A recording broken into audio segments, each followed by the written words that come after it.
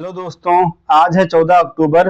तो आज की क्लास में हम बात करेंगे 14 अक्टूबर से संबंधित महत्वपूर्ण करंट अफेयर्स के प्रश्नों पर, जिसमें पहला प्रश्न है कि हाल ही में बिहार के किस जिले में राज्य का दूसरा टाइगर रिजर्व स्थापित किया जाएगा। तो आपको बता दें कि अभी हाल ही में बिहार के कैमूर जिले में दूसरे टाइगर रिजर्व स्थापित करने की बात की गई है। तो हमारा सही उत्तर हो जाएगा ऑप्शन डी। इससे पहले बिहार में एकमात्र टाइगर रिजर्व जो था वो था वाल्मीकि राष्ट्रीय उद्यान, जिसे टाइगर रिजर्व के रूप में भी जाना जाता था। यह इससे पहले बिहार का एकमात्र था। अब जो दूसरा स्थापित होगा वो बिहार के कैमूर जिले में स्थापित किया जाएगा। अगला प्रश्न है कि हाल ही में सद्दुला बथुकम्मा समारोह का आयोजन कहाँ किया गया है। तो इसका अभी हाल ही में आयोजन तेलंगाना में किया गया है, तेलंगाना। तो हमारा सही उत्तर हो जाएगा ऑप्शन सी। अगला प्रश्न है कि हाल ही में आरबीआई ने वॉलेट की सीमा 2000 से बढ़ाकर कितनी कर दी है। तो आरबीआई ने अभी हाल ही में वॉलेट की जो सीमा है वह 2000 से बढ़ा करके 5000 रुपए कर दी है। तो हमारा सही उत्तर हो जाएगा ऑप्शन ए। अगला प्रश्न है कि हाल ही में अंतर्राष्ट्रीय ऊर्जा एजेंसी ने क्लीन एनर्जी के लिए किस आईआईटी के साथ समझौता किया है। तो आपको बता दें कि जो अंतर्राष्ट्रीय ऊर्जा एजेंसी है, इसने हाल ही में आईआईटी दिल्ली के साथ क्लीन एनर्जी यानी कि स्वच्छ ऊर्जा के लिए एक समझौता किया है। तो हमारा सही उत्तर हो जाएगा ऑप्शन सी। अगला प्रश्न है कि हाल ही में किसे एएआई का सदस्य नियुक्त किया गया है। तो आपको बता दें कि अभी हाल ही में अनिल कुमार गुप्ता जी को एएआई का सदस्य नियुक्त किया गया है। तो हमारा सही उत्तर हो जाएगा ऑप्शन सी। अगला प्रश्न है कि हाल ही में केंद्रीय गृह मंत्रालय ने कहाँ के संगठन हिज्ब उत तहरीर पर प्रतिबंध लगाते हुए इसे आतंकवादी संगठन घोषित किया है। तो जो हिज्ब उत तहरीर है, इसे आतंकवादी संगठन घोषित किया गया है। इसका संबंध यरूशलेम से है। तो हमारा सही उत्तर हो जाएगा ऑप्शन ए। यह जो प्रश्न है यह बहुत ही महत्वपूर्ण प्रश्न है, ध्यान रखना आप सभी को। अगला प्रश्न है कि हाल ही में कहाँ दुनिया के सबसे ऊंचे इमेजिंग चेरनकोव टेलीस्कोप का अनावरण किया गया है।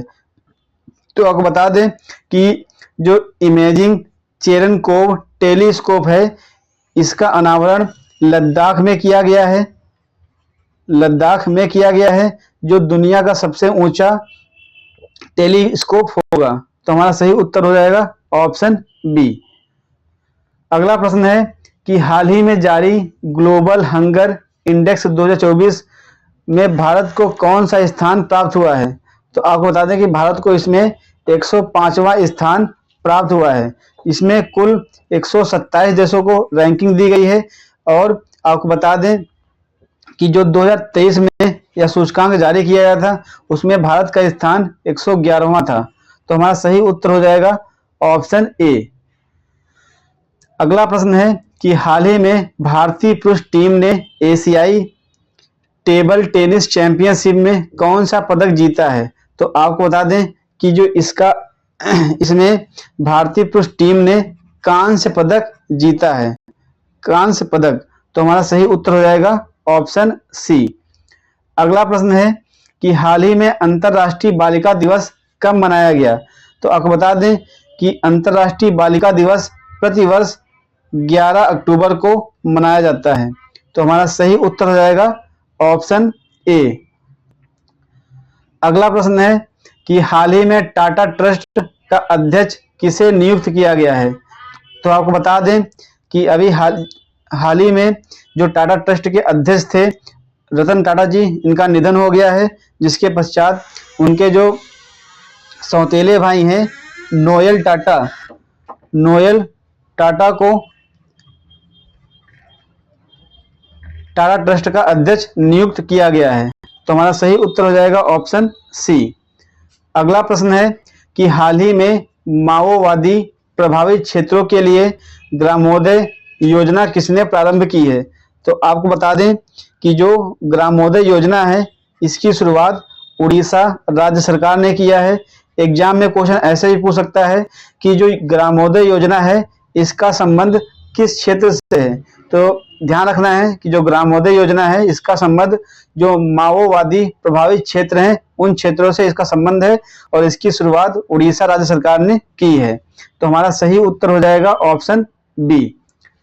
अगला प्रश्न है कि हाल ही में दिवंगत हुए डॉक्टर वेणुगोपाल का संबंध किससे था? तो इनका संबंध कार्डियोलॉजी से था।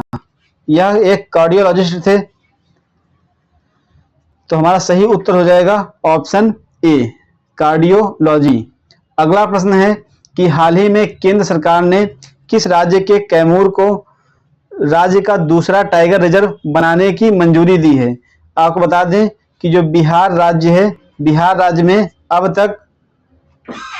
तक केवल एक था टाइगर रिजर्व या फिर इसको बोलते थे राष्ट्रीय उद्यान, जिसका नाम था वाल्मीकि राष्ट्रीय उद्यान या नेशनल पार्क।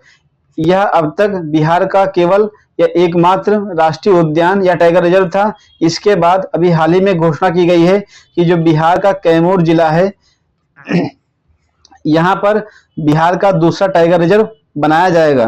तो हमारा सही उत्तर हो जाएगा ऑप्शन डी। अगला प्रश्न है कि विश्व प्रवासी पक्षी दिवस 2024 कब मनाया गया या जाएगा? तो आपको बता दें कि प्रतिवर्ष 12 अक्टूबर को विश्व प्रवासी पक्षी दिवस मनाया जाता है। तो हमारा सही उत्तर हो जाएगा ऑप्शन सी। अगला प्रश्न है कि हाल ही में दुनिया की 8000 मीटर ऊंची सभी 14 चोटियों को फतह करने वाले सबसे कम उम्र के व्यक्ति कौन बने हैं? तो आपको बता दें कि यह व्यक्ति नीमा रिंजी हैं। नीमा रिंजी जो 8000 मीटर से अधिक ऊंचाई वाली सभी 14 चोटियों को फतह करने वाली सबसे कम उम्र की व्यक्ति बन गई हैं। तो हमारा सही उत्तर हो जाएगा ऑप्शन ए। अगला प्रश्न है कि हाल ही में अंतरराष्ट्रीय कैरियर से संन्यास की घोषणा करने वाले राफेल नडाल का संबंध किससे है, किस खेल से है?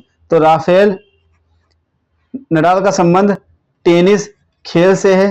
तो हमारा सही उत्तर हो जाएगा ऑप्शन बी, जिन्होंने अभी हाल ही में घोषणा की है कि आने वाले डेविस कप से को खेलने के बाद वह संन्यास ले लेंगे। तो आपसे यह भी पूछ सकता है कि जो डेविस कप है इसका संबंध किस खेल से है? तो डेविस कप का संबंध टेनिस खेल से है, ध्यान रखना है। अगला प्रश्न है कि वैश्विक GNI रैंकिंग 2024 के अनुसार सकल राष्ट्रीय आय में शीर्ष देश कौन सा है? तो आपको बता दें कि जो यहाँ पे GNI लिखा है इसका फुल फॉर्म है ग्रॉस नेशनल इनकम, जिसका शाब्दिक अर्थ है सकल राष्ट्रीय आय। जो ये रैंकिंग जारी की गई है इसमें सकल राष्ट्रीय आय में शीर्ष देश जो है वह बरमूडा है। तो हमारा सही उत्तर हो जाएगा ऑप्शन सी। अगला प्रश्न है किस देश की यात्रा करने वाली राष्ट्रपति द्रौपदी मुर्मू जी पहली भारतीय राष्ट्रपति होंगी? तो आपको बता दें कि अभी हाल ही में जो अफ्रीका के देश हैं मॉरिटानिया, अल्जीरिया और मालावी यहाँ पर यात्रा करेंगी और यह यात्रा जो हमारे राष्ट्रपति जी हैं इनकी यात्रा या पहली यात्रा होगी, या कह सकते हो कि जो पहली किसी भारतीय राष्ट्रपति की यात्रा होगी। तो हमारा सही उत्तर हो जाएगा ऑप्शन डी, उपर्युक्त सभी। अगला प्रश्न है कि हाल ही में नोबेल शांति पुरस्कार के लिए चुने गए निहोन हिंडाक्यो समूह का संबंध किससे है? तो आपको बता दें कि जो निहोन हिंडाक्यो हैं इनका संबंध जापान देश से है।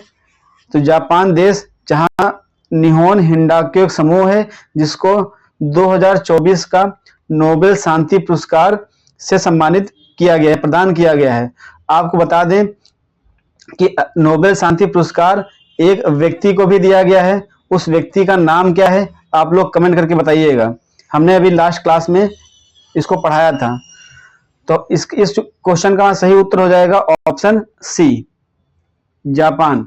तो दोस्तों यह आज की क्लास थी। अगर यह क्लास आपको अच्छी लगी हो तो वीडियो को लाइक करें, चैनल को सब्सक्राइब करें और वीडियो को अधिक से अधिक शेयर करें। धन्यवाद दोस्तों।